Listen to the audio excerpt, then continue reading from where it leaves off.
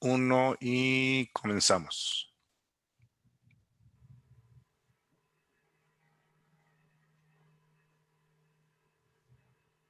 De la mujer en diferentes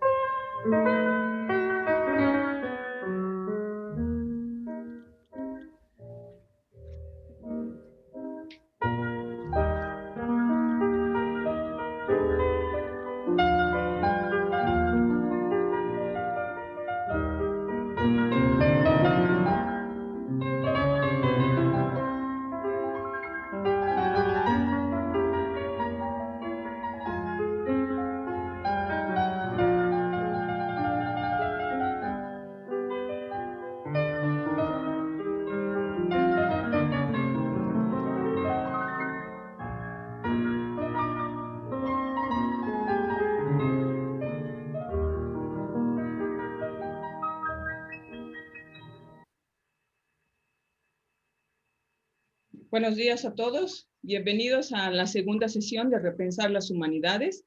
En esta ocasión, con nuestro segundo tema sobre la participación de las mujeres en la enseñanza de la historia de México mediante la utilización del uso del archivo documental.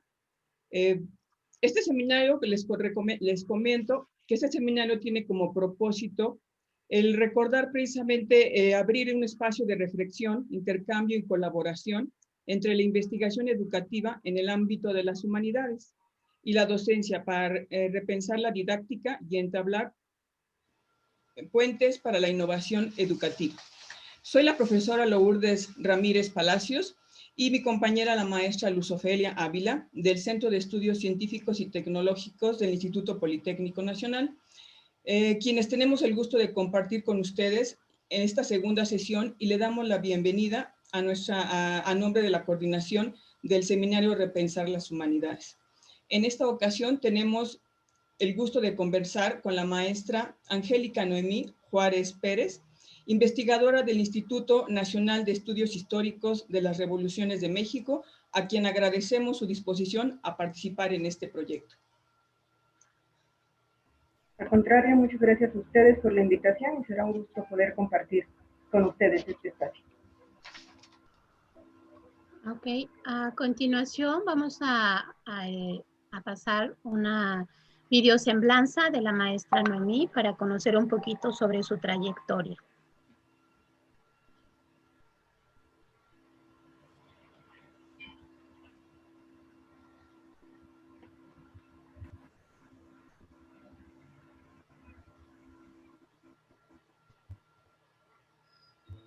La visibilidad de la mujer en diferentes espacios está mermada muchas veces por los estereotipos. Es por ello que en esta sesión, con el tema Fuentes primarias para visibilizar la participación de las mujeres en la enseñanza de la historia, en la que la maestra Angélica Noemí Juárez Pérez presenta su trabajo El uso de archivo documental para visibilizar la participación de las mujeres en la enseñanza de la historia de México.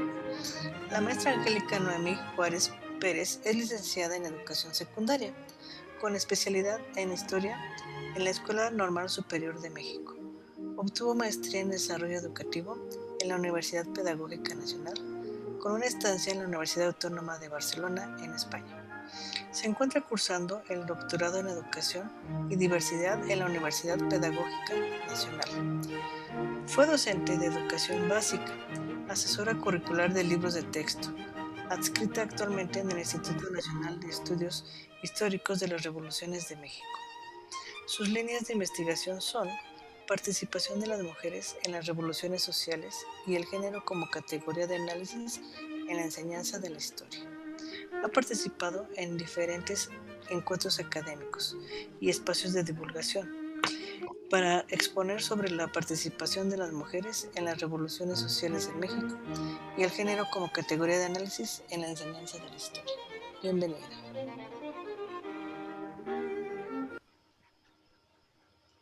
Bueno, antes de comenzar, maestra Luz Ofelia, ¿nos podría comentar precisamente cuál va a ser la dinámica de la sesión, por favor? Así es. Maestros, bienvenidos a todos. Creo que se están integrando poco a poco nuestros participantes al seminario. Y la dinámica sería la siguiente. En la primera sesión, en la primera parte de nuestra sesión, vamos a trabajar la maestra Lourdes y yo una serie de preguntas a la maestra, dirigidas a la maestra Noemí, y posteriormente de estos 45 minutos, donde vamos a ir planteando preguntas, vamos a dar oportunidad a los participantes, los invitamos de hecho, maestros, compañeros, que vayan integrando vayan planteando, perdón, algunas preguntas en el WordPress, en el foro de discusiones, planteando algunas preguntas para que posterior a estos 45 minutos podamos planteárselos a la maestra Noemí, quien nos dará respuesta e incluso si no nos diera tiempo de dar respuesta a todas las preguntas, los dejaríamos abierto en el foro y la maestra Noemí nos va a hacer favor de ir respondiendo, ¿sí? Bien. Bueno, muchísimas gracias, maestra Luz Ofelia, por comentarnos. Bueno, para iniciar entonces el diálogo vamos a comenzar con una primera propuesta, una primera pregunta que le realizaría yo a la maestra Noemí. Revisando el texto que ella nos hizo favor de compartir, ella menciona que el papel de la mujer ha cobrado importancia porque se ha atrevido a hablar, ahora ya hace más presente su pensamiento y levantar la voz precisamente para que sea escuchada. De hecho, ya empezó o más bien la mujer comenzó a ser reconocida en cuestiones de política, economía y hasta en el ámbito, ámbito científico de nuestro país. En el trabajo centró su exposición en la ausencia de las mujeres como sujeto histórico dentro de la asignatura de Historia de México. Maestra Noemí, bajo su perspectiva, ¿por qué consideras que se generó esta situación? Gracias, otra vez los saludo a todos.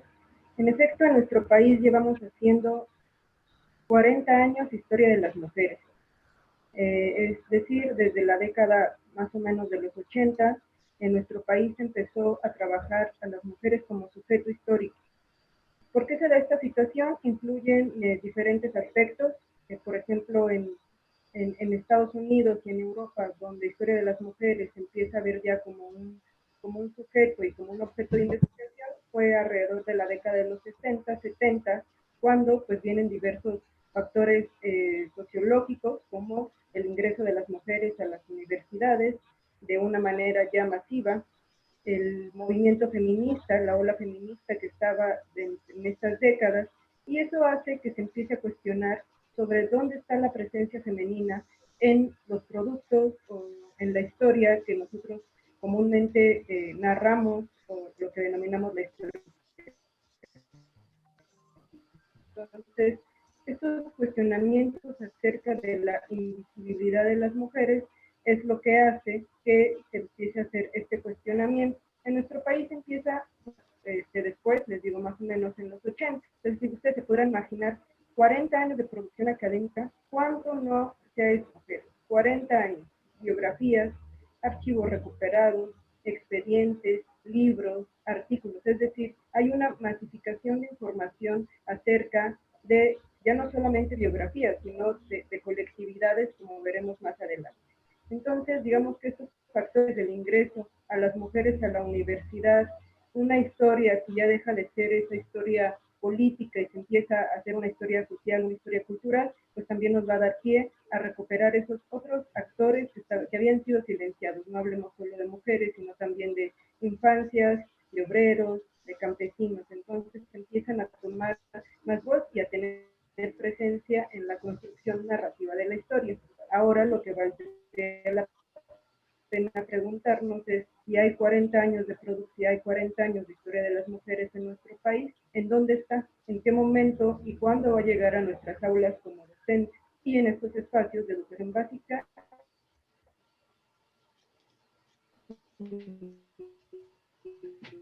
del medio superior, como veremos más adelante. Maestra Noemí, como que detectamos un poquito de interferencia en el audio. No sé si se pueda corregir o subir un poquito el micrófono. porque ya la última parte se escuchó, pero bueno, vamos a continuar para que ahorita en esta segunda pregunta. Agradecemos, de hecho, el tener la oportunidad de leer este tipo de artículo, maestra Noemí, donde nos hace referencia precisamente a cuál ha sido el papel de la mujer, por qué no tenemos presente en la enseñanza de la historia, por ejemplo, y quizá también de algunas otras unidades de aprendizaje, en el caso del Politécnico o en cualquier otra escuela de nivel medio superior o superior, ¿por qué no aparecen, verdad? Pero bueno, ya nos estás comentando. En tu trabajo mencionas que hay una escasez de acciones dirigidas para que se incorpore precisamente el protagonismo social de las mujeres, para que se les incorpore en este proceso, se den a conocer en el proceso de enseñanza-aprendizaje de la asignatura de historia. A pesar de que con respecto a la enseñanza de la historia, las mujeres ya dieron un primer paso reflexivo en este análisis a través de imágenes y narrativas, como lo mencionas tú en tu artículo. ¿Tú podrías comentarnos, maestra, al respecto, qué se puede hacer para resaltar el papel histórico de la mujer en la enseñanza de la historia? Claro que sí, y aquí quisiera partir de que la enseñanza de la historia de las mujeres o educación y género no es un campo nuevo. Tu audio, maestra, se Por está ejemplo, como si cortando. nosotros revisamos la UPN, por ejemplo, UPN tiene una especialidad en género y educación.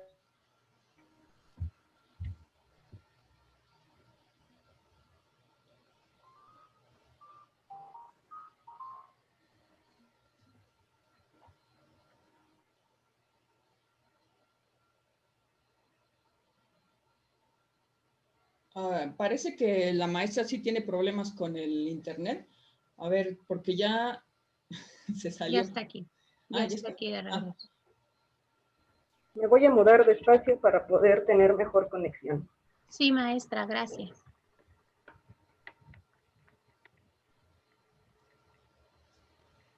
Sí, es que estas situaciones del internet, por eso sí es luego conveniente que estar muy cerca de la antena del internet para evitar ese tipo de cuestiones, ¿no?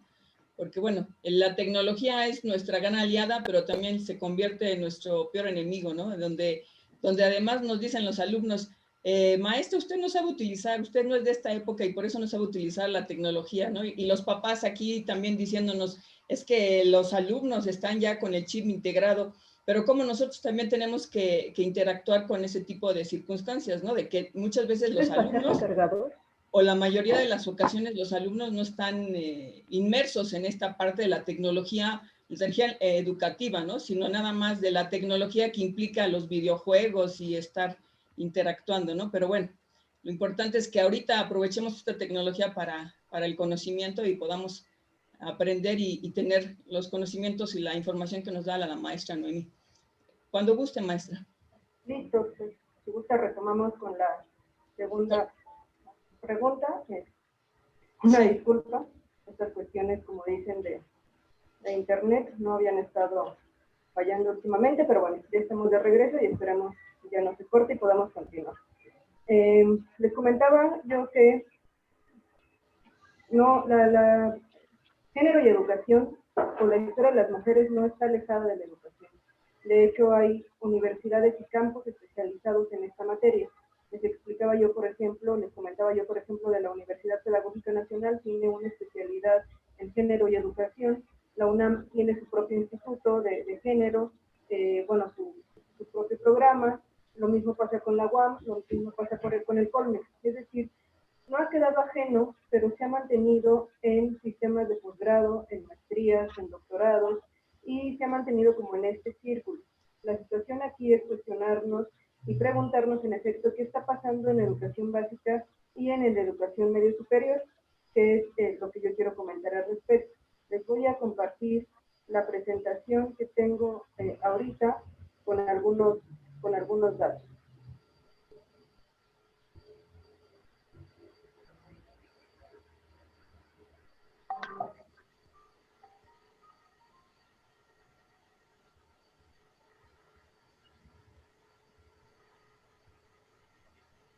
Bueno, les decía yo en la intervención pasada que nuestro país lleva haciendo 40 años de historia de las mujeres. En esos 40 años de producción académica, pues ha recuperado diversas mujeres, colectivos, se han escrito biografías, artículos, expedientes, se ha hecho una recuperación importante de archivos. Preguntarnos entonces en dónde están para educación básica y medio superior. Ya vimos que en cuanto a niveles superiores o de posgrado, yo diría que es una materia casi cubierta, pensando en también cuánta gente llega hacia niveles de educación superior y después de ahí todavía los que llegan hacia este campo de estudio.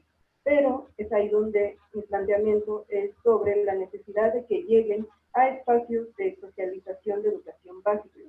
Porque si bien ya se ha hecho un estudio, o se han hecho varios estudios de libros de texto, sobre todo analizando las imágenes. Por ejemplo, estos libros son de educación primaria, son los vigentes. Ustedes pueden ver, por ejemplo, cuántas imágenes hay de mujeres en estos materiales. Por ejemplo, en el bloque 2 hay 56 imágenes, de las cuales solo 7 representan mujeres. En algunos casos hay 21, donde solamente una aborda mujeres. En otros casos, como podemos ver, de 26.7, de 36.7, es decir, si ustedes se ponen a revisar estos materiales educativos con que interactuamos, bueno, con que interactúan los alumnos, pero no solo ellos, sino nosotros, podemos hacer un conteo de cuántas mujeres aparecen o por cuántos hombres. Pero no solamente es una cuestión cuantitativa, también debemos de ver cómo son representadas. Y coloco esta imagen que aparece en un libro también de texto de primaria, que se titula Escena Popular. Vean ustedes la corporalidad de la mujer. Prácticamente es la mitad del cuerpo del varón. ¿Y qué le está diciendo el varón? Es una seña como de que se calle, ¿no? Como silencio. Están ellos 4 interactuando, ella se acerca y le hace la seña de silencio. Pero además lo sorprendente es que mide casi la mitad que el varón. Entonces, si nosotros consumimos este tipo de imágenes, podrían pasar desapercibidas, pero al fin y al cabo son materiales con los que nosotros nos estamos construyendo, son materiales con los que estamos interactuando, y todo material tiene un discurso. Aquí la situación es qué discurso está transmitiendo.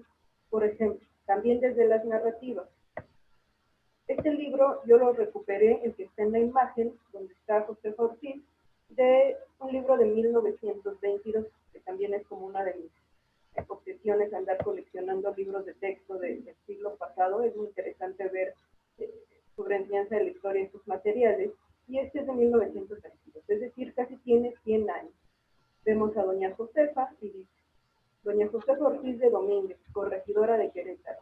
Hidalgo fue el cerebro de la idea de la emancipación. La corregidora fue el corazón de la misma idea. Es decir, siempre retomamos el papel de las mujeres desde una perspectiva romántica, desde una perspectiva de acompañamiento, no como protagonista oficial, no como un agente también. Es decir, colocamos a estas mujeres muchas veces en función del con quién y no del por qué. Carlota ligada a Maximiliano, Leona ligada a Andrés Quintana Roo, Josefa ligada al corregidor, pero difícilmente abordamos el tema o se presentan estas mujeres como protagonistas.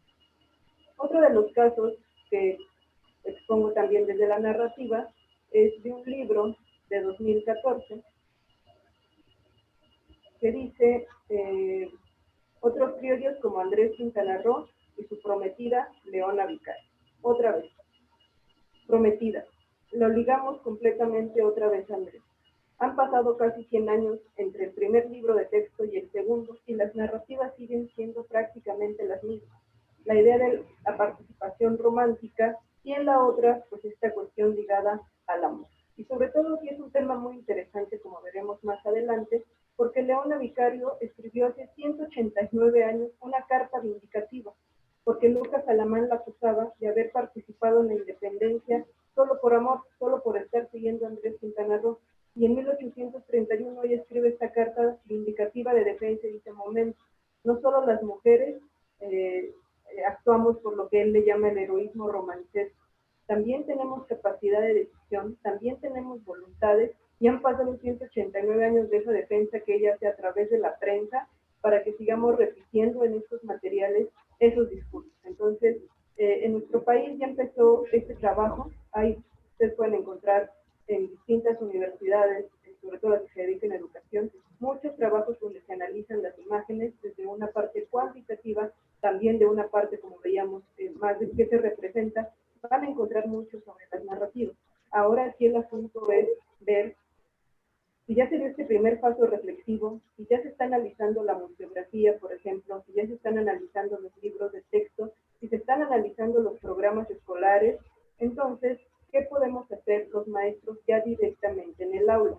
Y es de lo que se trata el artículo que ustedes leyeron, de cómo podemos utilizar las fuentes primarias para poder visibilizar a estas mujeres, porque ustedes bien saben que toda fuente secundaria, como libros de texto, pues ya tienen un filtro, ya tienen una función ideológica, política, y es estos materiales los que hay que cuestionar también. Y las fuentes primarias, al no tener todavía ese filtro, pues nos pueden ser de utilidad para poder ir ingresando el papel de las mujeres en nuestra práctica educativa, como lo vamos a ver durante el desarrollo de la sesión. Muchas gracias, maestra, por la respuesta. Sí, es fundamental precisamente el adentrarse entonces ahora a estas fuentes primarias, ¿no? Donde quizá como profesores nos hemos quedado nada más en la revisión de los textos y nos hemos quedado nada más en cumplir con el programa, ¿no? Y que el programa está acorde con el libro de texto. Pero entonces, el proceso de aprendizaje de la historia también se ha presentado como una acción memorística de datos, hechos y acontecimientos. Considerando la propuesta que usted nos indica, ¿cómo se podría entonces alcanzar la construcción de este pensamiento crítico a partir precisamente de estas fuentes primarias? Es muy interesante porque no solamente, y esto es muy importante, y eso me lo recalcaban siempre mis maestros, no se trata de bajar a unos y subir a otros, es decir, no se trata de bajar a Hidalgo y subir ahora a Josefa, o bajar a Morelos y subir a Leona de esta historia de bronce que es como se había construido esta historia oficial.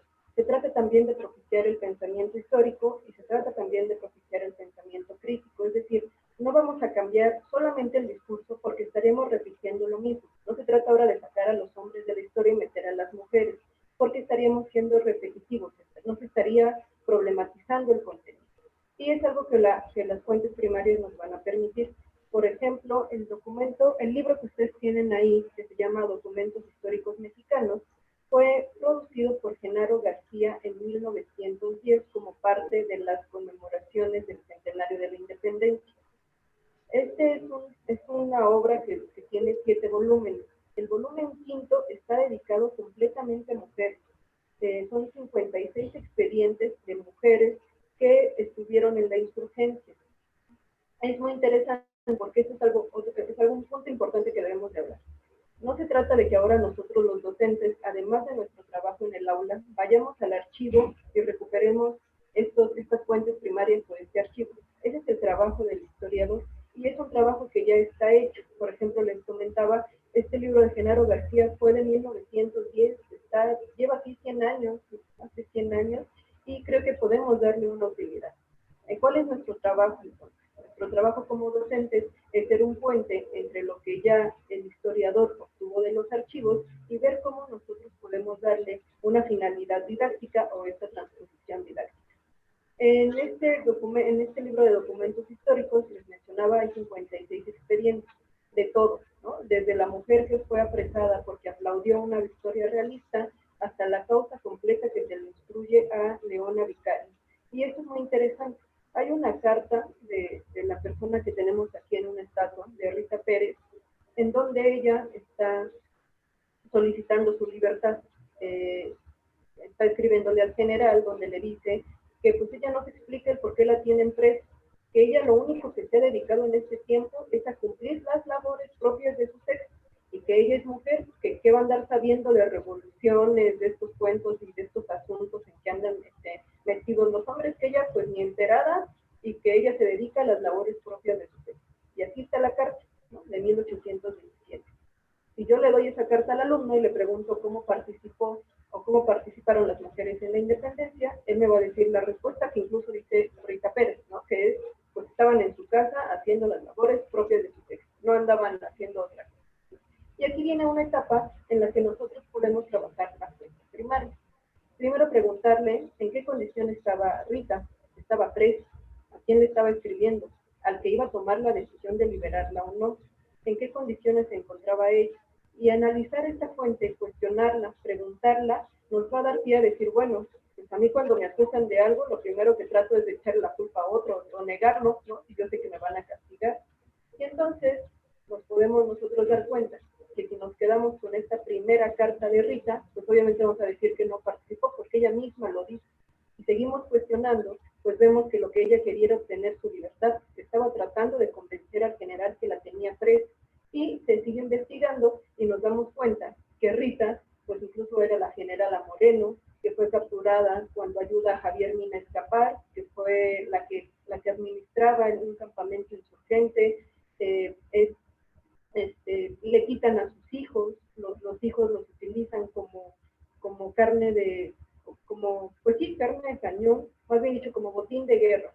Una de sus niñas de 2 años es secuestrada y se le dice que se entreguen para canjearla por la hija, y no ceden, no entregan al resto de la tropa, y esa niña se pierde. Entonces, bueno, se queda con lo realista. Así es que si nosotros nos quedamos con esa primera lectura, pues nos vamos a perder toda una historia que hay sobre estos personajes. Y eso es lo importante de trabajar estas fuentes.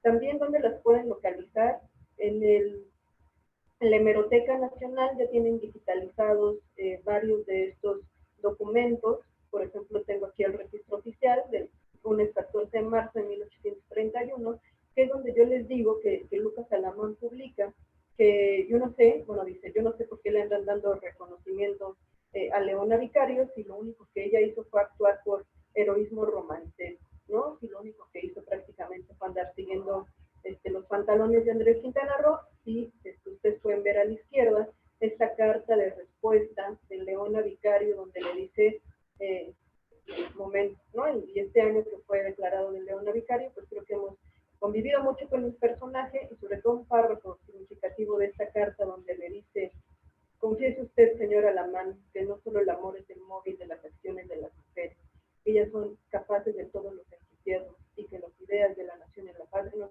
son unos sentimientos extraños.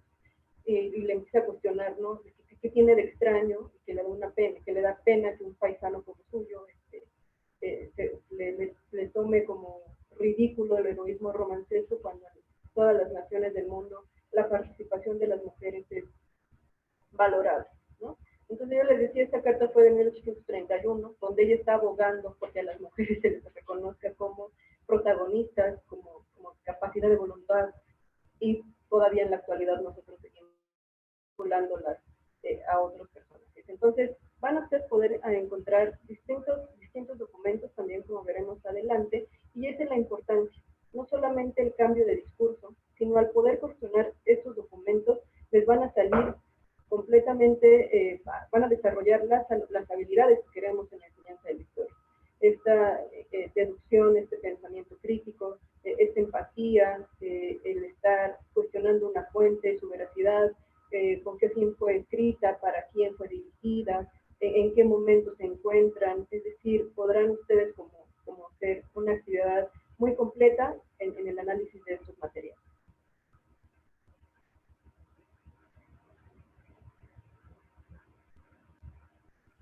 Maestra Luz, el micrófono, por favor.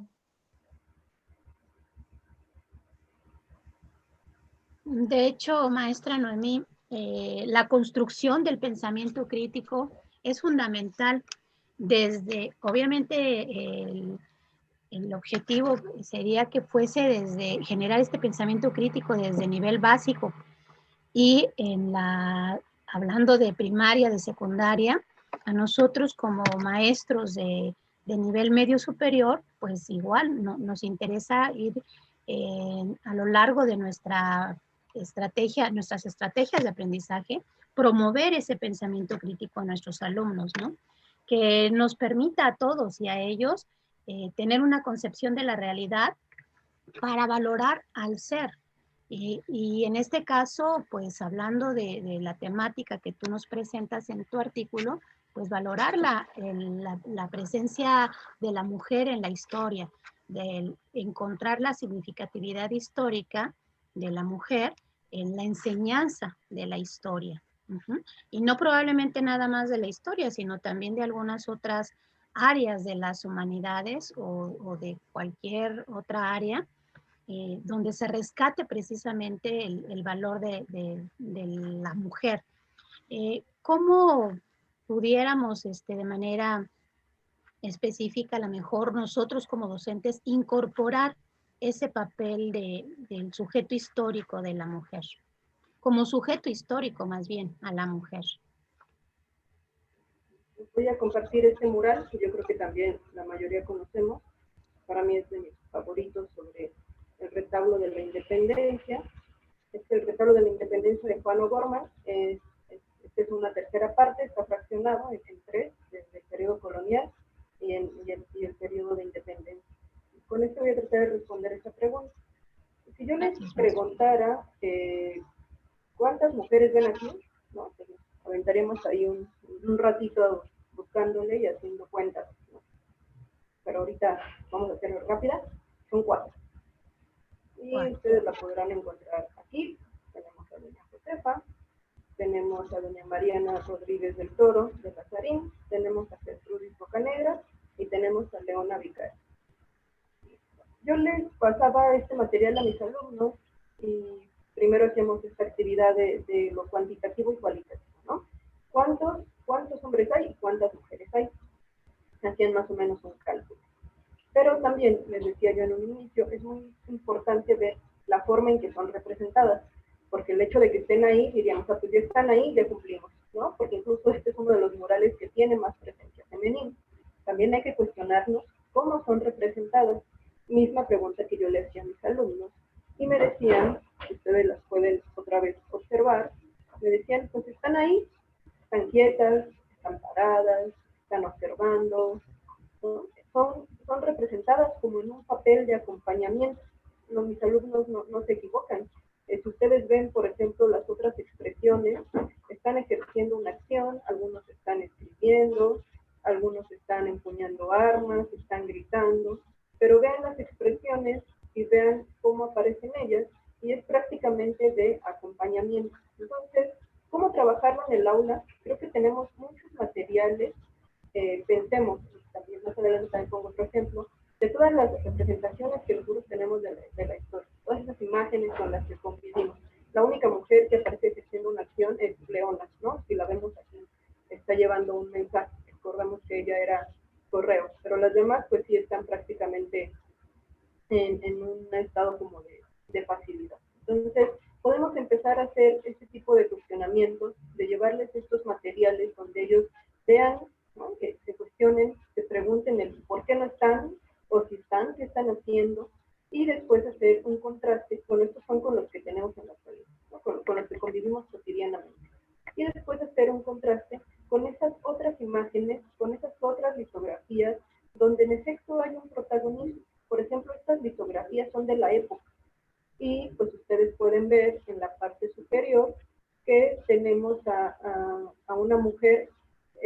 Todavía está ahí el debate si es pólvora, pero seguramente es agua, porque también era una de las acciones que ellas tenían, el poder enfriar los cañones. Así es que estaban dentro del campo de batalla enfriando cañones, pero no solo eso. Por ejemplo, en el periodo de independencia, incluso hay una mujer que tuvo grado militar. Estamos hablando de Manuela Molina, que fue nombrada capitana por la Suprema Junta de Zitácuaro.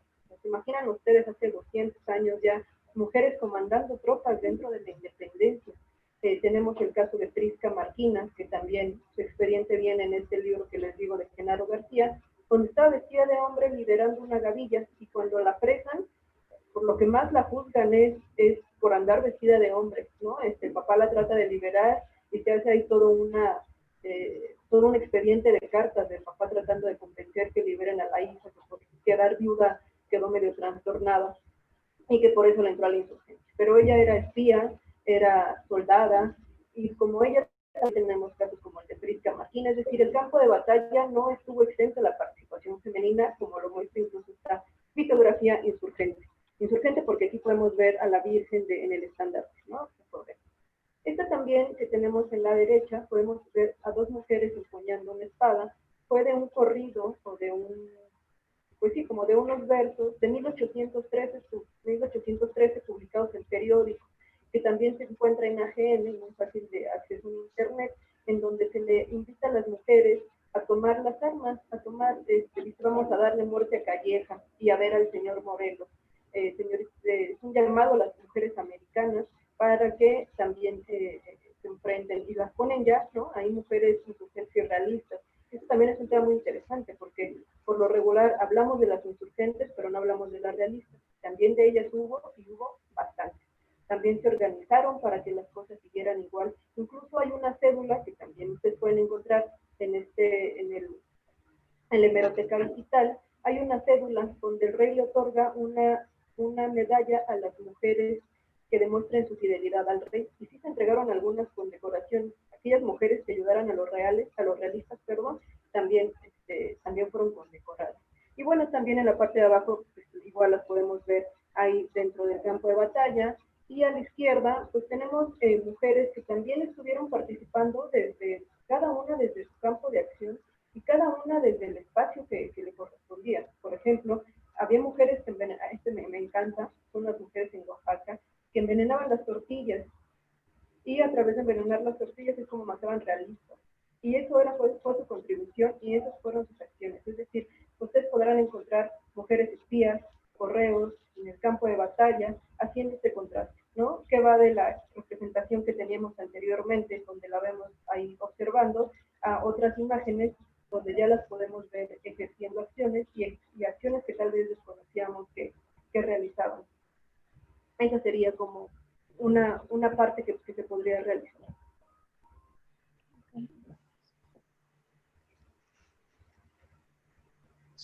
El micrófono, maestra Lulu. Perdón.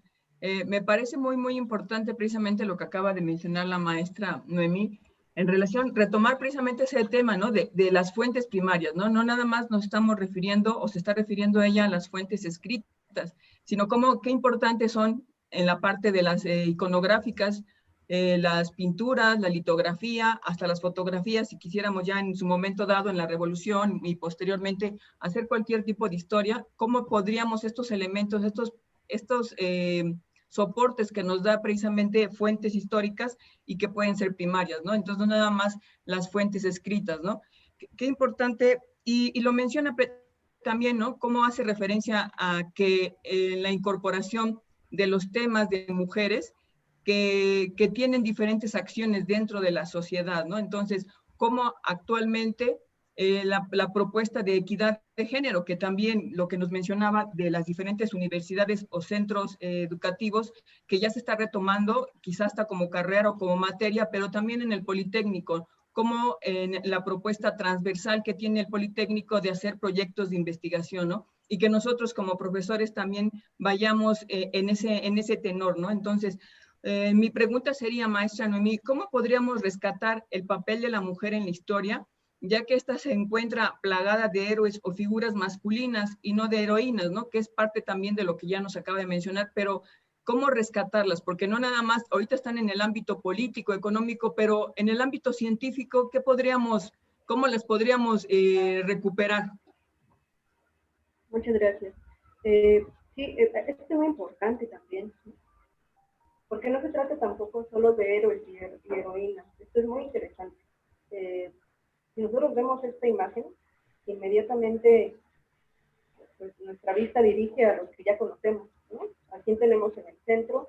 Tenemos a Francisco Villa y Emiliano Zapata. Y creo que esta es una de las fotografías icónicas de la Revolución, ¿no? El momento en que ambos caudillos están Villa en la silla presidencial en este encuentro que tuvieron en la Ciudad de México, en Palacio Nacional, aquel diciembre de 1914.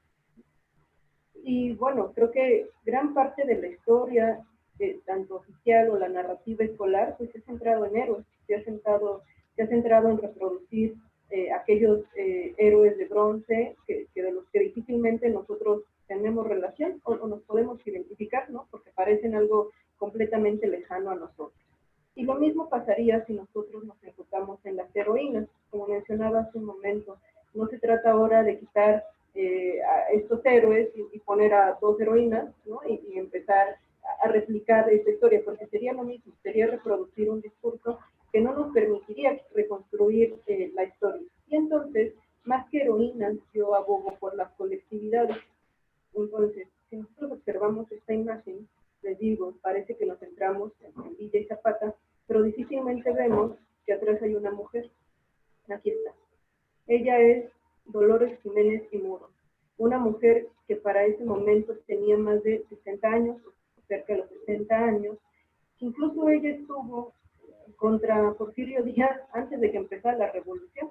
Muchas, y esto es muy importante, porque son maestras y es muy interesante que lo abordemos en este momento, porque muchas de estas mujeres eran maestras y en el periodo de la revolución, las maestras fueron un completo agente de cambio.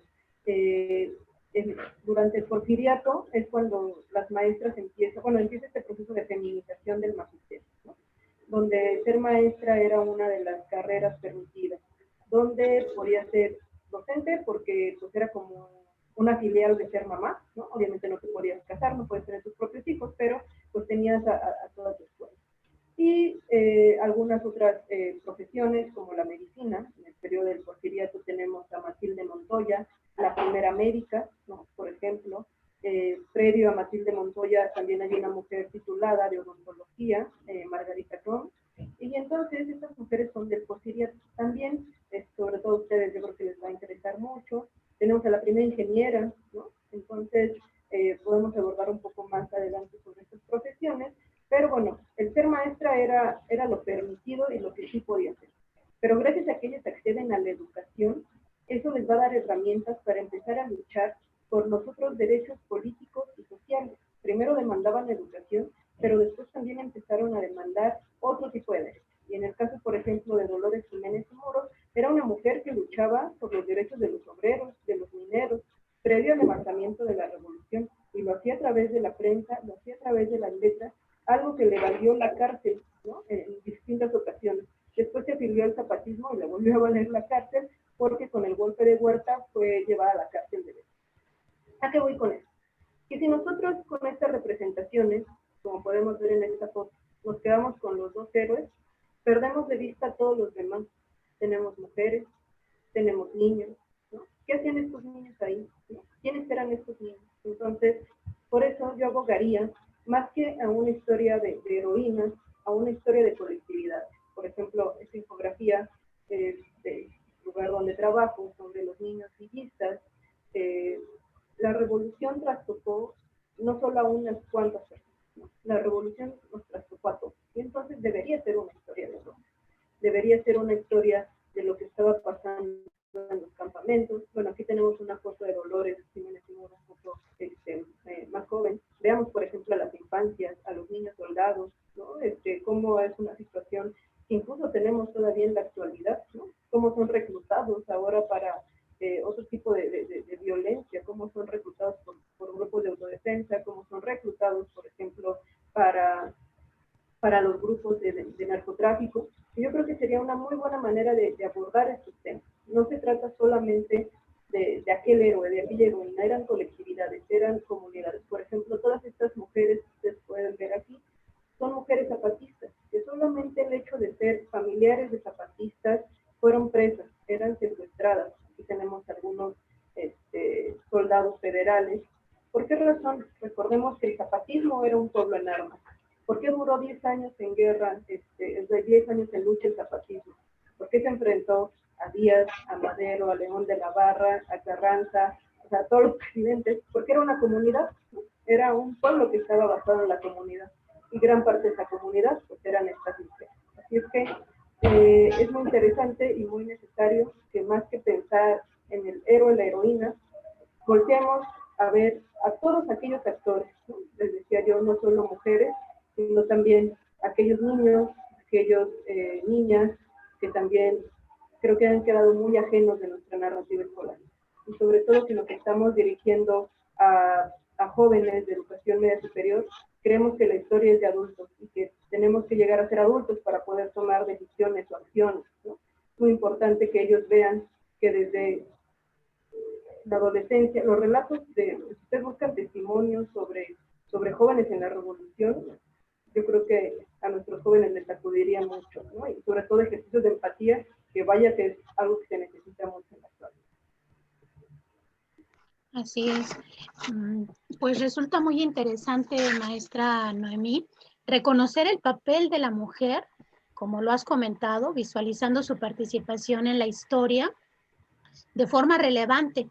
Y como bien lo comentas, pero no nada más es reconocer el papel de la mujer, sino bien nos estás comentando el papel de otros, de los niños, por ejemplo, ¿no? De todos, no nada más de la mujer.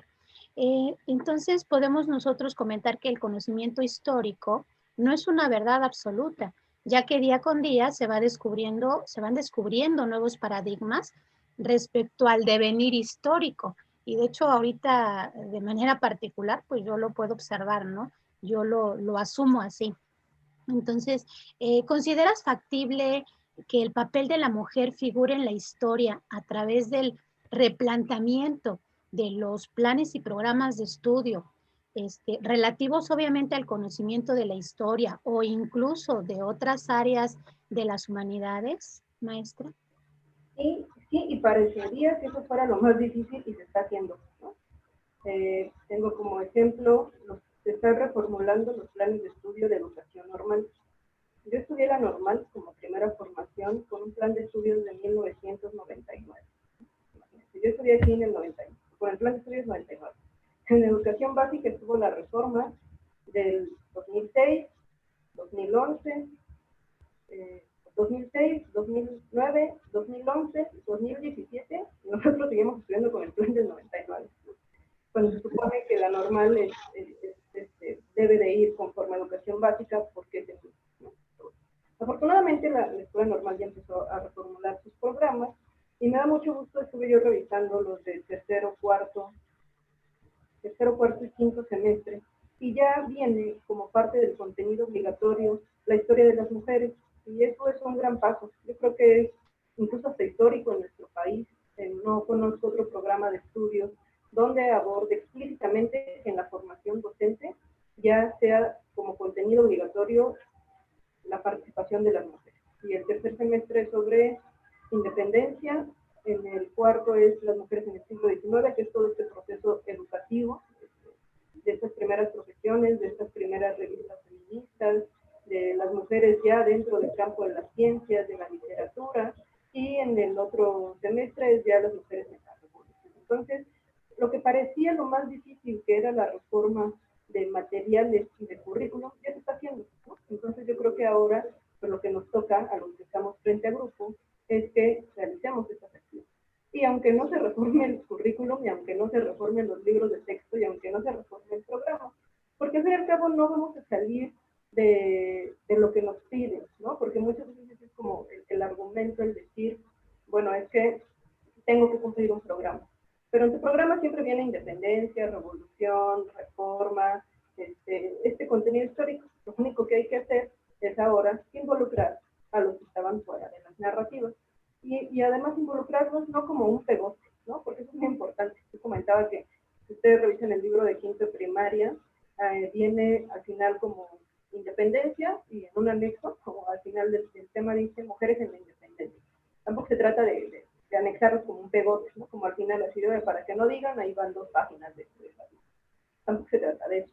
Se trata de irlas incorporando en la narrativa, se trata de irlas incorporando en los ejercicios, en este trabajo que se hace, porque no es agregarle contenido a nuestros planes de clase.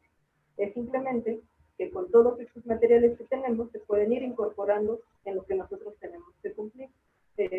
Porque, bueno, también es una realidad que tenemos programas escolares escolares, pero los programas escolares van a ser los mismos temas y en todas, en cualquier periodo histórico que ustedes quieran buscar, van a encontrar participación femenina. Estemos hablando de la intervención de Estados Unidos, estemos hablando de la revolución, y no solo la revolución con esta imagen de las adelitas, ¿no? Como esta soldada, bueno, como esta extensión del soldado, ¿no? También en la revolución tenemos periodistas, coronelas, una coronela transgénero, ¿no? Por ejemplo, Amelia Robles, que también es las mujeres maestras que fundaron los partidos antirreeleccionistas, clubes políticos antirreeleccionistas. Es decir, podrán ustedes ir como incorporando a sus ejercicios o a su práctica, no necesariamente salirnos del programa, simplemente será como ir incorporando aquello que había quedado fuera de esta construcción narrativa que estábamos como acostumbrados a reproducir. Bueno, retomando precisamente, y qué interesante lo que nos acaba de comentar la maestra Noemí, ¿no? Que no nada más serían los planes de estudio que nosotros como profesores tenemos que dar a los alumnos, nuestro programa, sino también la reforma de estos planes de estudio para los futuros profesores que se están preparando, ¿no? Por lo que veo, entonces, sí está muy inmerso en esta corriente de la Escuela de los Anales, donde es precisamente una historia global, donde hay una colectividad y poner el foco a estos personajes que se habían dejado de lado, ¿no? Entonces, pero qué bueno que entonces no nada más son a nuestros alumnos, sino los planes de estudio para nuestros profesores.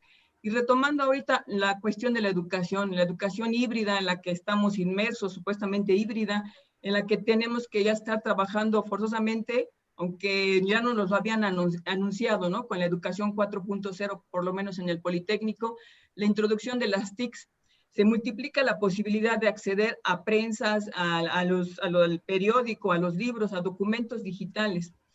Nosotros como profesores, en primero, ¿cómo podemos identificar que esas fuentes primarias son confiables? Y también enseñar a nuestros alumnos a que aprendan a investigar a través también de estas fuentes primarias que ahora son digitales, pero también o las físicas, ¿no? Porque, bueno, eso sería una cuestión de que cómo aprender nosotros como profesores a retomar esto. Una muy buena pregunta, y yo les traigo aquí algunos ejemplos, porque en efecto, la parte digital va a propiciar pues, que se amplíen los materiales, ¿no? Yo mencionaba en un inicio que cuando hablamos de fuentes primarias, parece que el maestro ahora también tiene que ir al archivo, ¿no? A recuperar las fuentes y después llevarlas al aula. Y bueno, pues no necesariamente es así, porque esas fuentes y ese material ya existe. Y como bien comentaba maestra Lourdes en un inicio, cuando hablamos de fuentes primarias, pues no pensemos solo en el documento, porque también tiene su trabajo, ¿no? Por ejemplo, en el artículo que yo les compartí, es archivo documental, porque pues, son del periodo de la independencia y me basé sobre todo en el libro de Genaro García, aunque esto también es muy importante. Si yo le doy al alumno el expediente completo, por ejemplo, de Carmen Camacho, son hojas, ¿no? Es un expediente judicial, imagínense, no es nada sencillo de leer, es decir, no solamente es entregarle al alumno un expediente y decir, ya cumplí, porque es una fuente primaria y eso te va a ayudar a desarrollar el pensamiento crítico. Tampoco la fuente primaria es la solución, ¿no? Es la manera en cómo se va a trabajar esa fuente, es la metodología que vamos a ir empleando. Para eso entonces, por ejemplo, en mi caso, lo que hice es, no le entregué el expediente porque vienen como, y además, o sea, al ser una fuente primaria está escrito como están en la época, ¿no? Así lo recupera Genaro, todavía dificulta un poco más la lectura. Lo que hacemos nosotros es hacer una selección, ¿no? Y a mí lo que me interesaba era que conocieran cómo había participado Carmen Camacho en la independencia, porque su caso fue uno de los que muchas mujeres, ¿no? El delito por el que hubo mujeres sentenciadas en la independencia fue por el cargo de seducción.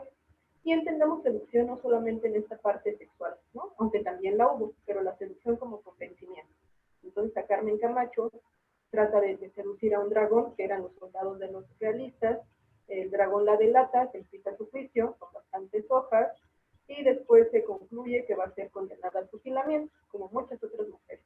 Pero no solamente va a ser fusilada, su cuerpo debe ser expuesto en la plaza de Acámbaro como escarmiento para las mujeres. Entonces, también el cuerpo de las mujeres era empleado como estrategia de guerra. También era, así como sabemos de Hidalgo y sus cabezas en la lóndiga de Granaditas, con las mujeres hicieron lo mismo, exponían sus cuerpos en las plazas con un cartelón, ¿no? que denunciara su delito. ¿Cuál era el delito? Dice su juicio, adicción a la insurgencia. ¿No? Qué padre. Me encanta el título, ¿no? Por adicta a la insurgencia. Por eso las fusilaban y por eso las colgaban. Entonces, yo en vez de darle toda la experiencia al alumno, lo que hago es seleccionar la parte donde se le dice cuál fue su participación, a qué se le acusa y cuál es su condena. Y entonces el alumno no tiene que leer todo este documento. Ahora, respecto a cómo nos apoya los nuevos recursos digitales, por ejemplo, tengo esta propuesta que se llama Voces Zapatistas. Voces Zapatistas fue un proyecto desde la década de los 70. Ustedes pueden ver en la primera imagen, tenemos a Laura Espejel, a Carlos Barreto, y lo que ellos quisieron hacer fue entrevistar a los últimos zapatistas. Entonces se volcaron en esta década a entrevistar a toda la gente que pudieron del zapatismo, y estas entrevistas solo estaban en la biblioteca, solo estaban transcritas en la biblioteca de la Dirección de Estudios Históricos. El año pasado, con motivo del centenario del asesinato de Emiliano Zapata, todas esas entrevistas fueron digitalizadas y está el audio disponible, abierto al público, gratuito, y son 340 horas. ¿No? Imaginen ustedes 340 horas, ¿no? De grabación, de testimonios, de voces. Y otra vez retomo lo que hablábamos hace un momento. Ya no solamente de esos héroes, sino de las colectividades. O sea, imagínense a una señora, ¿no? No me acuerdo, creo que es Irene Copado, que nos habla acerca de 1918, dice, cuando llega el hambre, que supongo yo que se refiere a que también estuvo lo de la gripe española. Entonces fue un año completamente caótico para nuestro país. Y dice, disculpe señorita, ¿no? Supongo que le dice a su entrevistadora, disculpe señorita lo que le voy a decir, pero cuando llegó el hambre en el 18, nosotros comimos el burro, comimos el perro, comimos las raíces, comimos las semillas, porque no teníamos más que comer. Entonces se nos acabó el maíz. Y si nosotros escuchamos estas entrevistas, porque además de todo, pues se pueden, tenemos el audio digital, encontramos cada historia, ¿no? Están, por ejemplo, los testimonios de los 3 últimos firmantes del Plan de Ayala, o sea, el Plan de Ayala, conocer cómo fue el proceso, quiénes se reunieron, qué se dijeron, qué esperaban, y sobre todo hay una entrevista muy, muy importante en este proyecto de Voces Zapatistas, que es de Gregoria Zúñiga. Gregoria Zúñiga fue una de las parejas de Emiliano Zapata, ¿no? Entonces, imagínense conocer el testimonio de una mujer que vivió, que tuvo los hijos, bueno, sí, un hijo y una niña, con Emiliano Zapata. Fue la última que estuvo con él una noche antes de que lo mataran. Pero además de todo conocemos al Zapata humano y conocemos la experiencia de estas mujeres, porque Zapata se la llevó, ¿no? Zapata se la robó, y ella narra cómo se da este proceso, cómo primero va por su hermana, la hermana fallece, y luego regresa por ella, se la lleva, cómo viven, cómo se da todo el proceso de la revolución, las entrevistas con Guajardo, todo lo que, es decir, podemos tener un testimonio muy valioso, ¿no? Conociendo estas historias, ya no solamente ligadas a la parte política, sino a la vida cotidiana dentro de estos campamentos. Y por ejemplo, vean ustedes también esta portada del Imparcial, una revista de la época, me parece que es, no, perdón, un periódico de la época, 1913, ya tiene una mujer zapatista en la primera plana, ¿no? También es muy interesante que lo hablemos, porque no es que haya dejado de ser, no es que haya sido invisible en ese momento, o sea, tanto en la independencia como en la revolución, la participación de las mujeres estaba completamente a la orden del día, o sea, al grado de que en la primera plana apareciera este Lupus Crespo, ¿no? Una foto de una mujer diciendo que había tomado ya, la vemos, ¿no? Había armado su comando, y entonces, ¿en qué momento las perdimos? ¿En qué momento se perdió de la narrativa? O sea, por ejemplo, yo en el libro de Genaro García he encontrado documentos de Agustín de Iturbide cuando todavía era realista, donde dice que no hay nada más peligroso que las mujeres, ¿no? Que las mujeres son peores de los que andan agavillados. Y manda a encerrar a 300 mujeres de Pénjamo, porque como no podía con la zona y sabía que gran parte del apoyo eran las mujeres, pues se le hizo fácil y a las 300 las encierra. Cuando se empieza el juicio, él dice, bueno, es que pues son más peligrosas, ¿no?, que los que andan agavillados. Hay otro bando en Sultepec, que este me encanta, donde dice, manden refuerzos a Sultepec, porque en Sultepec no hay mujer que no sea una verdadera insurgente. Que me encanta. Y así encontramos varios testimonios de coroneles realistas donde están afirmando que es un peligro al que se están enfrentando, que es un enemigo al que se están enfrentando. En la revolución igual hay un reconocimiento. Y entonces, ¿qué pasa? ¿Por qué quedan fuera de la narrativa? Y eso lo podemos explicar aquí. Bueno, antes de con lo que quiero cerrar mi comentario, es que en esta fotografía ustedes pueden ver a Rosa Bobadilla. Ella fue una coronela que comandó más de 1,500 hombres. Genoveva de la O, su general, le reconoció más de 168 acciones de guerra.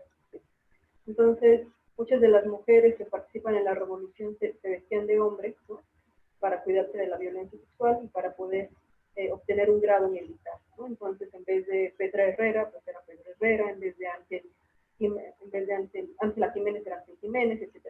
Pero Rosa Bobadilla se mantuvo con su nombre, con su identidad, por eso la vemos con su enáhuatl, ¿no? Imagínense todos estos varones y vemos aquí a la coronela zapatista Rosa Bobadilla. ¿Con qué quiero terminar mi comentario? Con que ustedes van a encontrar tanto audio, imágenes. O sea, Fondo Casasola tiene un sinfín de fotografías, el INA tiene un sinfín de fotografías. Encontrar la parte documental, ¿no? Entonces tenemos el audio, lo visual, lo documental. Y pues en qué terminó, ¿no?, estas participaciones. Si bien las mujeres fueron reconocidas durante su lucha en la independencia, cuando empezaron a tomarse las decisiones de qué iba a pasar con el país naciente, que les dijeron, muchísimas gracias por haber colaborado, gracias por estos 10 años de guerra, a partir de aquí decidimos nosotros, ¿no? Y bye. Todavía Fernández de Lizardi escribe 50 preguntas que le quieran responder al pensador mexicano, y él decía, bueno, si van a estar las mujeres en estas representaciones, y si no lo están, ¿por qué? Y si me dicen que porque no saben, y entonces las que sepan, ¿por qué no van a estar? Entonces hay todo un dilema ahí de por qué las mujeres ya no formaron parte de las decisiones. Y lo mismo va a pasar con la revolución. 10 años en guerra, 10 años participando en todos los aspectos, para que cuando se redacta la Constitución de 1917, no se les otorga la ciudadanía, no se les otorga el derecho a voto. Y esta fotografía es de 1920, la que vemos aquí.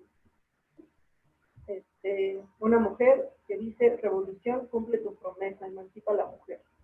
1917, mujeres afuera del teatro donde estaban los congresistas, exigiendo el derecho, exigiendo la ciudadanía, y pues al momento de empezar a construir este Estado moderno mexicano, también nos dieron las gracias y nos mandaron de regreso. Entonces, con esto cierro. Ustedes en la parte digital van a poder encontrar un sinfín de documentos. ¿Cómo ver si son originales o no? ¿Cómo ver esta parte? Les digo, el hecho de entregar la fuente no lo es todo, ¿no? Hacer el cuestionamiento. ¿Quién lo hizo? ¿Con qué fin lo hizo? ¿Qué mensaje quería transmitir? ¿A quién le convenía ese mensaje? ¿Quiénes están representados? ¿Quiénes no? Es decir, todo va a ser cómo se cuestiona la fuente. Ese es como el punto medular para trabajar estos materiales. Sí es.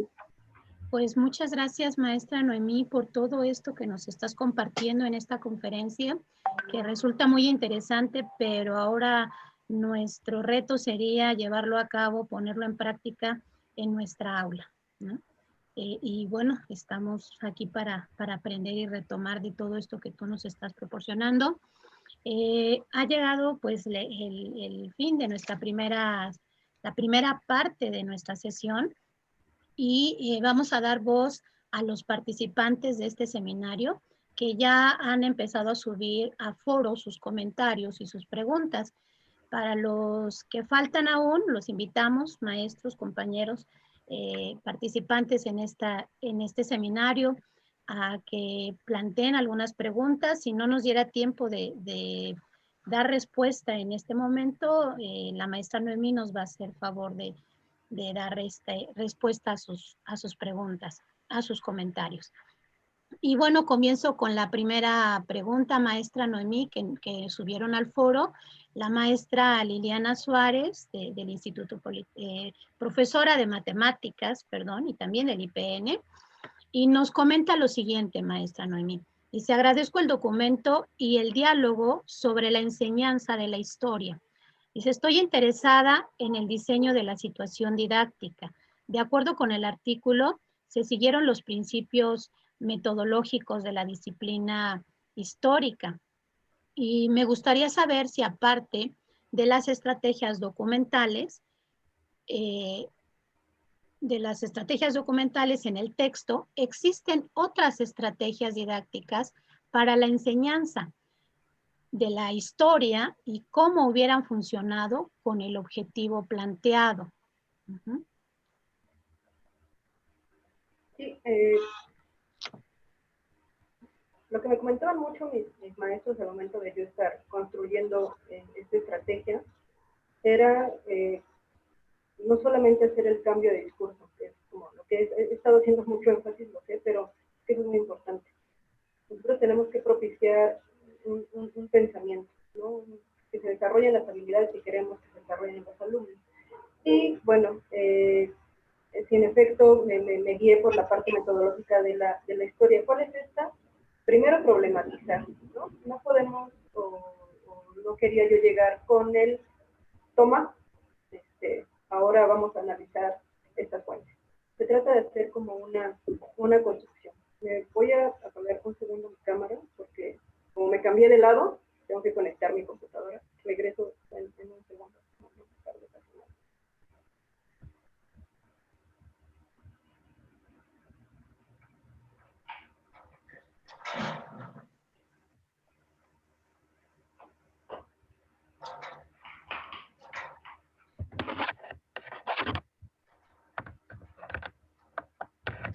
Listo.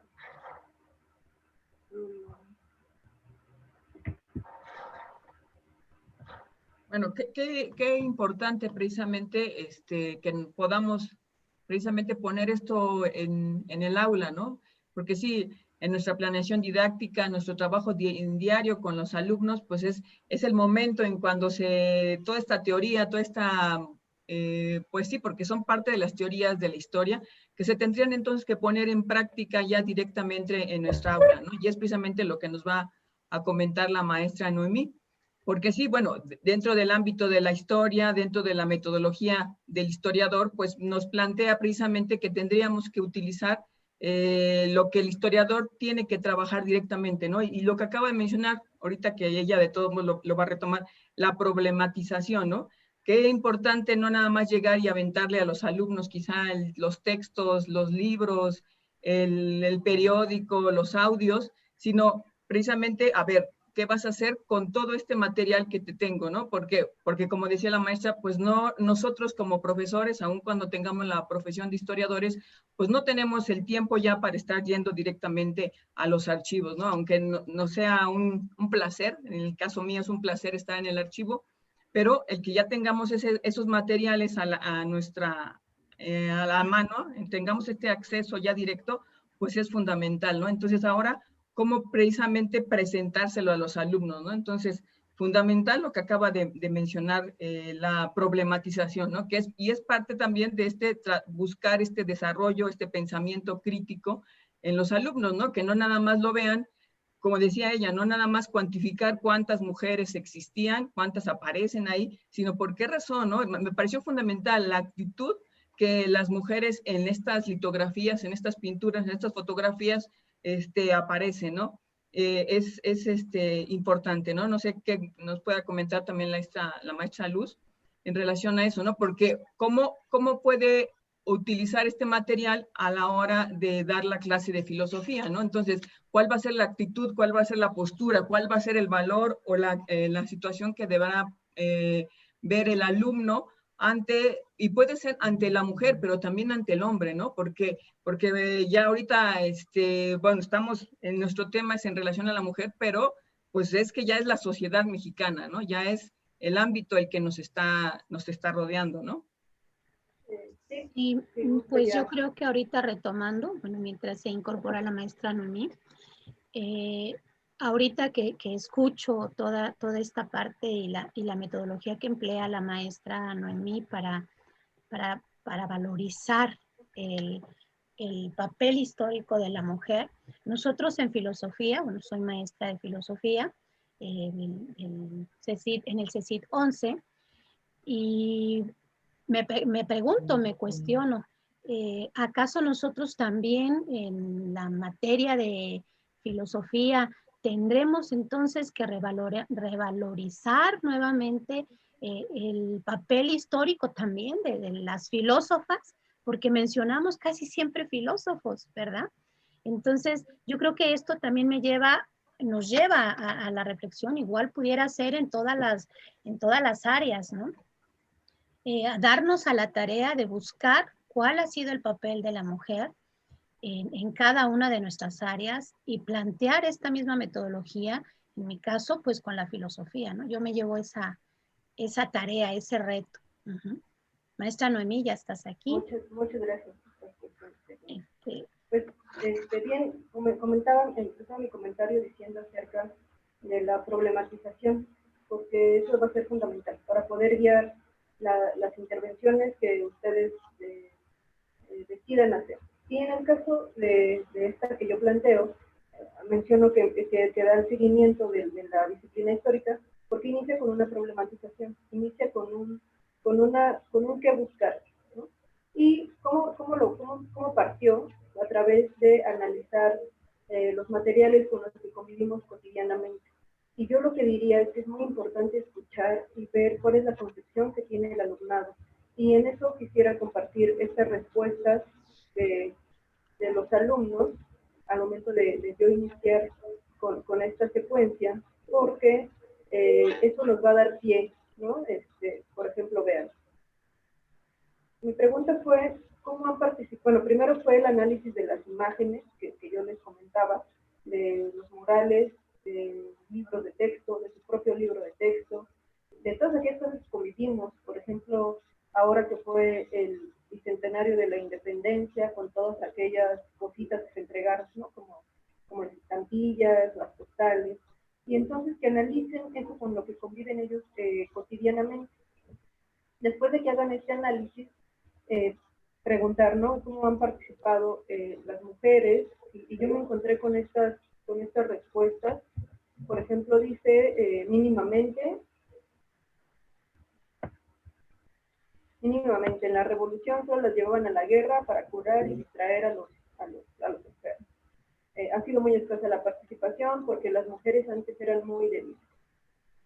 Apoyar y curar heridos en las campañas, además de dar comer. En cierto punto, lo típico, señalo aquí en verde lo típico, son el sexo débil, no son un ejemplo a seguir. Las mujeres antes no participaban en la historia, no eran muy buenas, las mujeres no representan tanto la historia, son muy pocas las que han participado, no hay mujeres que hayan hecho cosas históricas, ¿no? Entonces, nosotros podemos ver en estas respuestas cuál es la concepción que tienen nuestros propios alumnos. Y yo creo que esa sería como mi sugerencia. Primero que exploren, ¿no? Cuál es la concepción que ellos mismos tienen sobre la participación de las mujeres, sobre las mujeres, porque este caso, el que yo señalo en azul, a mí me dejó fría. Todas estas son respuestas de jóvenes, alumnos y alumnas de tercer grado de secundaria. Este es de una alumna, y ella tiene 14 años. 14 años y dice, ¿por qué no somos tan importantes? Cuando se les cuestiona el por qué no están como en estas representaciones de la historia, dice, ¿por qué no somos tan importantes? Es decir, es una niña de 14 años que tiene interiorizado que ella como mujer no es importante, que al colectivo que ella pertenece no es importante, que por eso no se ve reflejada en el espacio público. Y entonces, imagínense nada más, ¿no? Yo entiendo y yo sé que es una niña que tiene un contexto comunitario, que tiene una familia, pero esta niña lleva 9 años de escolarización y en 9 años no hemos podido cambiarle el discurso que tiene. En 9 años la escuela no ha podido hacer nada para que la niña revalorice que el ser mujer es algo importante. Entonces yo creo que esto es a lo que debemos también no solamente es como colocar la estrategia, no solamente es el contenido histórico, sino también hay que ver el peso de lo que estamos haciendo.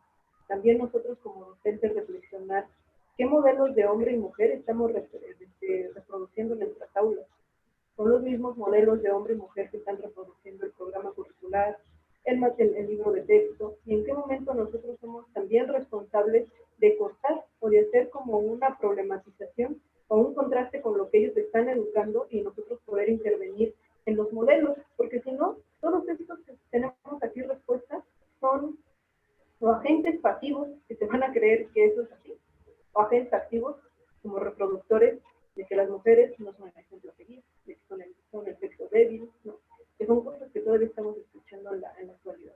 Así es que yo creo que de ahí la importancia de que estemos metiendo estos temas, la importancia de que se hagan visibles, porque lo de menos es que no reconozcan el papel de las mujeres en la construcción política, económica, histórica, social del país. Yo creo que lo más grave es seguir reproduciendo estereotipos de invisibilidad y acatamiento. Entonces, yo también, en la pregunta que hacían, yo sugeriría que además de la estrategia, ¿no? que puede ser desde análisis de audio, desde entrevista a un familiar sobre la Revolución Mexicana, cualquier estrategia que se emplee, que empecemos también como a ver cuál es la concepción que ellos tienen acerca de este tema. Y yo creo que eso nos va a dar pie a lo que sigue, ¿no? Entonces, cuando yo veo estas respuestas, dije, lo que necesito es que ellos vean que hubo participación femenina, ¿no? Entonces, es cuando empiezan todas estas actividades de que reconozcan que hubo mujeres capitanas, espías, periodistas, etc. Entonces, hay que partir también mucho de la concepción de los problemas. Bueno, continuando entonces con las preguntas, si vamos a retomar una pregunta que tenemos aquí de la sala, es de la maestra María Luisa Torres, del CECID 11, y nos pregunta que el tiempo para estudiar el programa de enseñanza de historia es muy limitado. La pregunta sería, ¿cómo cree usted que podemos sensibilizar a los alumnos a interesarse por profundizar en el estudio de la narrativa que enriquece la disciplina histórica y que cambien su perspectiva de ver a la historia como una aburrida y simple materia de fechas y personajes? Sí, Todo un reto. Sí, está sobre todo, yo sé que me dirijo a ustedes, mi papá y mi hermana mayor son ingenieros del Politécnico, entonces yo fui como la que me fui para las ciencias sociales, y pues yo sé que en las vocacionales, sobre todo en las que son como más físico-matemáticas, que están las de biológicas y administrativas, pero bueno, yo sé que también el contenido de historia que se da, pues, bueno, cambia conforme a bachilleratos generales, por ejemplo, ¿no? Y entonces eso implica un doble reto, porque hay escuelas que se enfocan más a lo social, a las humanidades, y pues ahorita nos encontramos en escuelas que tal vez pareciera que no se necesita esta asignación, ¿no?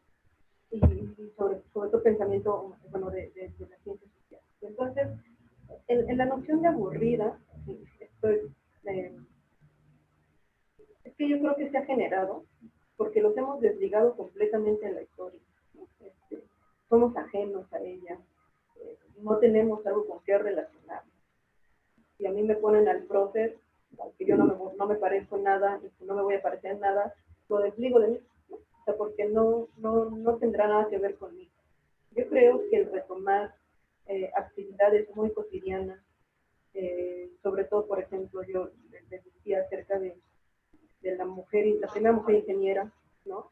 Me parece que fue en metalurgia, 1902. O sea, como retomar historias que nos hagan algún símil, ¿no?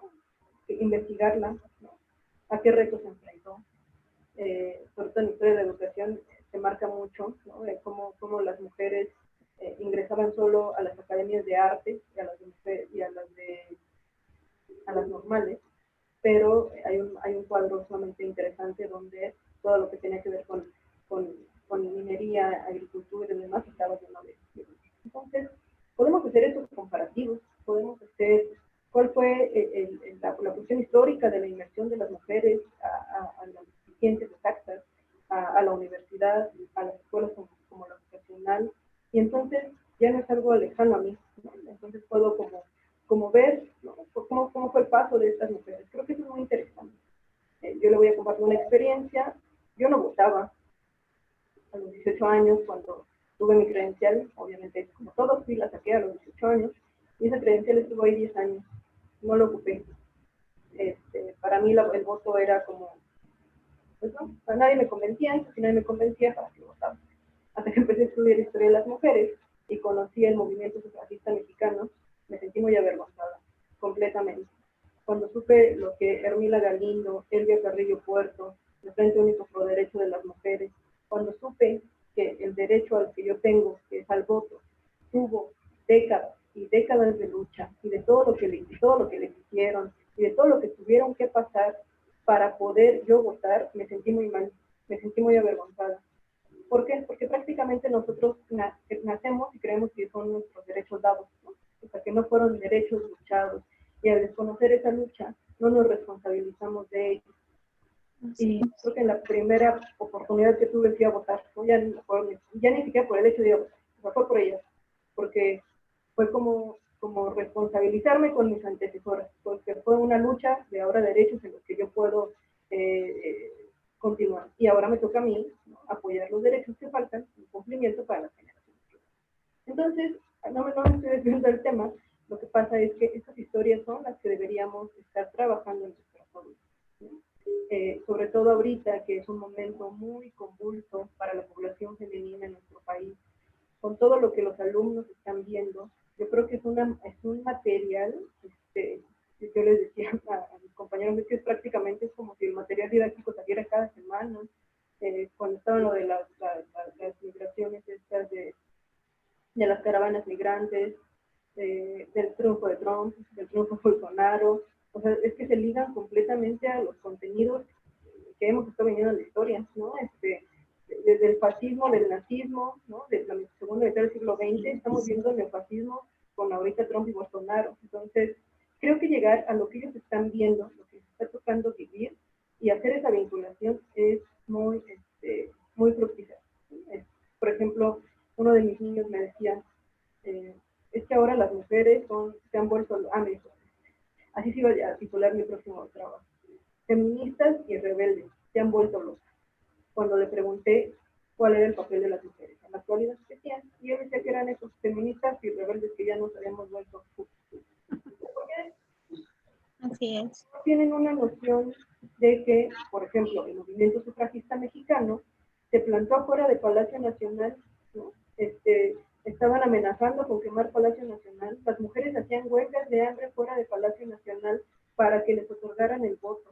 Fueron décadas de cartas, de mítines, de manifestaciones, y nosotros creemos que es algo nuevo, que es algo que apenas estamos viendo, porque desconocemos la parte histórica formada en esa parte. Y entonces creemos que ahorita las mujeres ya se nos fue el cupo, porque estamos saliendo a las calles, o están saliendo a las calles, ¿no? Entonces creo que eso es lo importante, que de todo lo que ellos están viendo ahorita, retomemos algo y vamos a ver que en verdad encaja con una parte histórica. De las demandas que están ahorita, se pueden retomar todo el movimiento sufragista mexicano, porque es muy interesante. Si ustedes leen uno de los libros de texto, creo que es en el centro primario, dice, el 17 de octubre de 1953 se reformó la Constitución y se le otorgó el voto a las mujeres. Como si la Constitución fuera un ente que ese día cobró vida y dijo, ay, hoy voy, bueno, hoy ahí les va el voto. No fue un derecho dado, fue un derecho luchado. Sí, y tenemos que retomar estos conocimientos para que nuestros alumnos vean en la actualidad de dónde vienen, ¿no? De dónde surge. Entonces creo que yo por ahí le llegaría, ¿no? Que vean que no es siglo XVIII, siglo XVII, siglo XIX, que lo que vemos ahorita tiene un trasfondo y poder hacer como estas vinculaciones. Así es, muy interesante, maestra Noemí, todo lo que nos has estado comentando.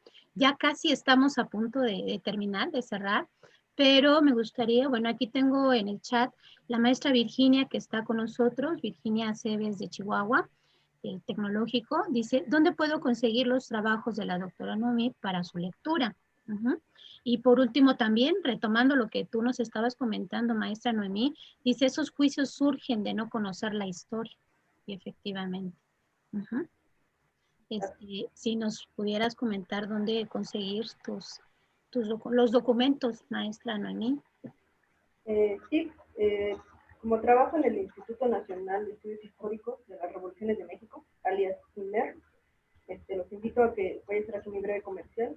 Entonces, prácticamente mis trabajos están dentro del instituto.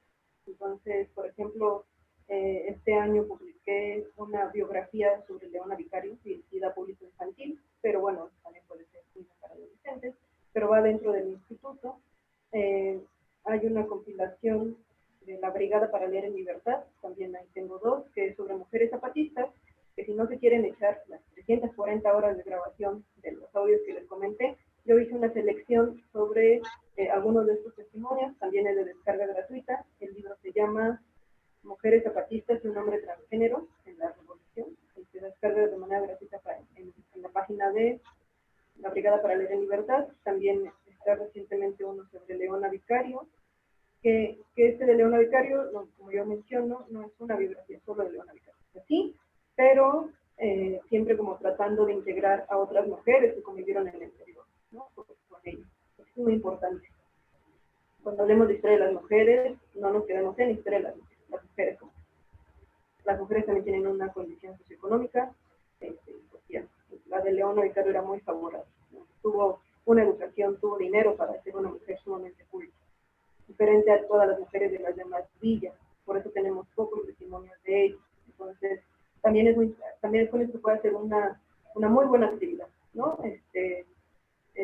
Como esta falta de documentos, como esta falta de huellas por las condiciones socioeconómicas de la población de la Nueva España, que favorecieron a unos y que perjudicaron el conocimiento de otros sectores.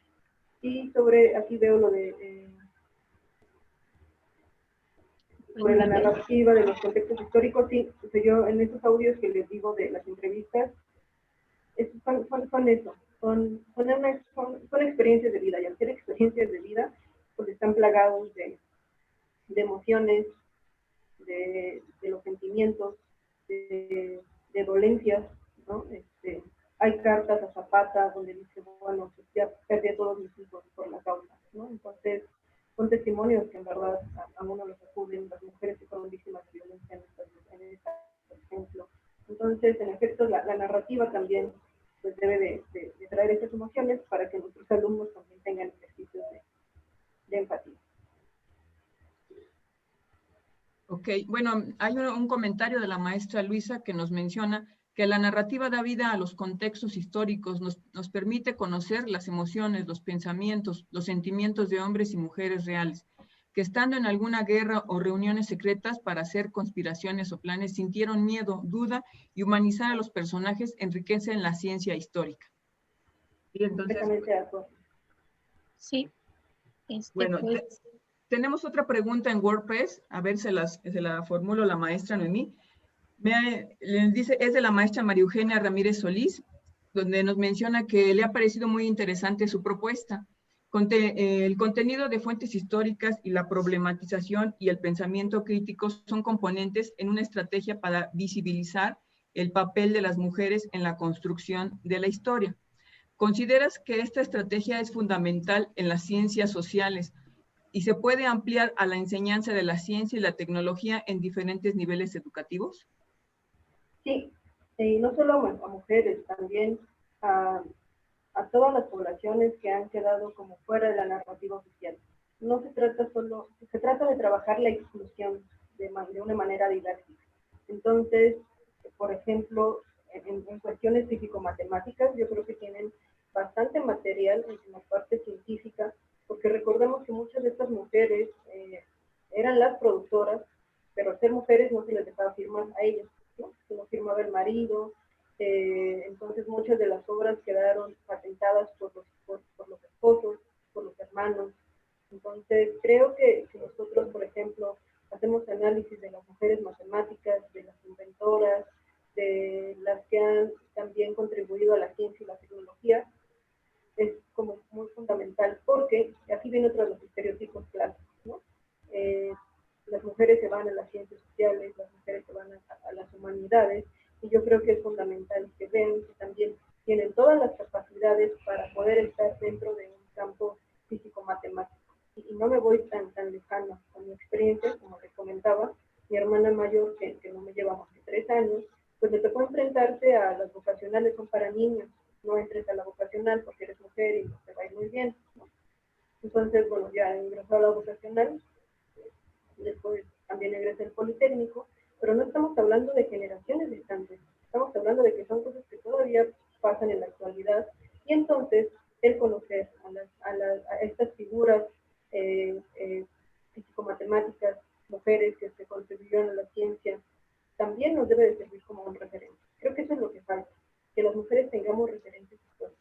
Por ejemplo, yo que estudié como maestra, a mí me hubiera encantado formarme conociendo la historia de las maestras de la revolución. A mí hasta ahorita me es impactante cómo organizaban clubes políticos, cómo estaban en la primera fila de la revolución. Y cuando yo estudié para maestra, no conocí la historia de ninguna.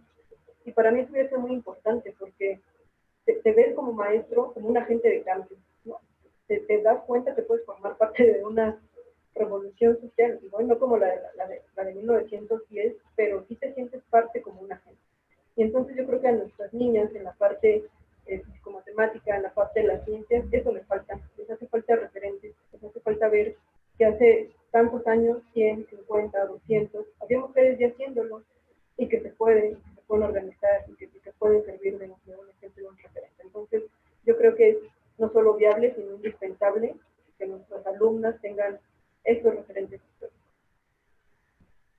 Bueno, debo señalar que el diálogo ha sido muy enriquecedor y quiero agradecer que nos haya dado esa gran oportunidad a la maestra Noemí, pues considero que sin lugar a dudas el papel de la didáctica es un punto crucial en el logro de nuestros aprendizajes, sobre todo de nuestros alumnos de nivel medio superior y superior.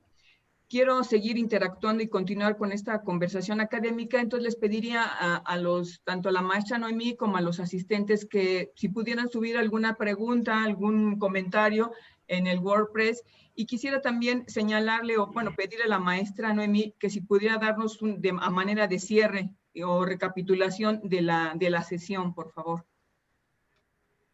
Claro, ante la ausencia de programas escolares, tanto a nivel básico como medio superior, y ante la ausencia de estrategias que se dediquen a visibilizar el protagonismo social de las mujeres, por ejemplo, el programa de estudios 2011 para secundaria tiene 142 subtemas. En solo 2 se aborda a la mujer como protagonista social. 2 de 140.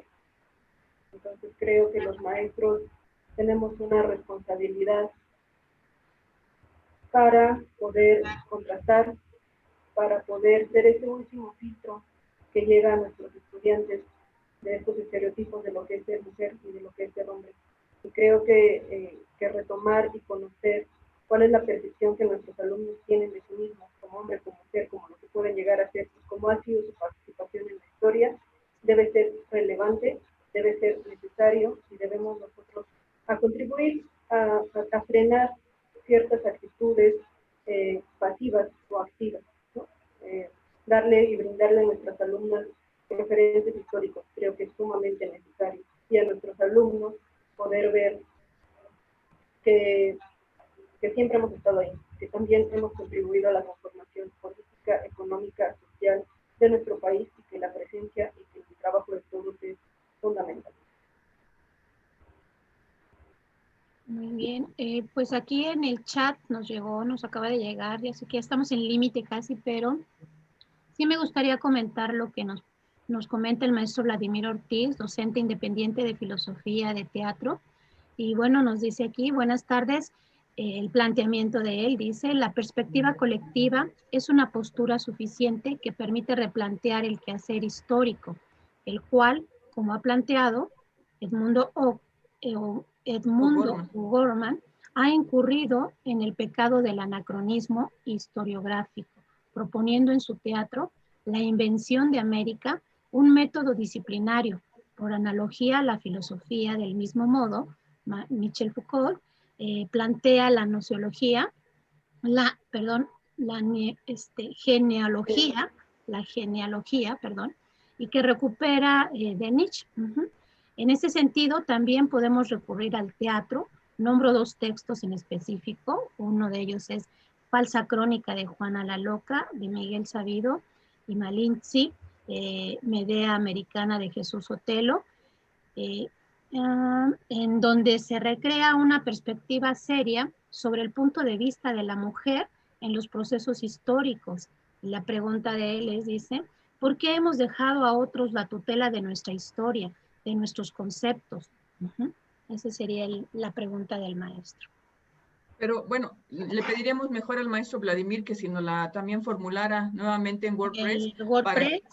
Para que la maestra a su vez la pudiera contestar, porque ya estamos ahora sí en el límite. Entonces, maestra Luz Ofelia, por favor.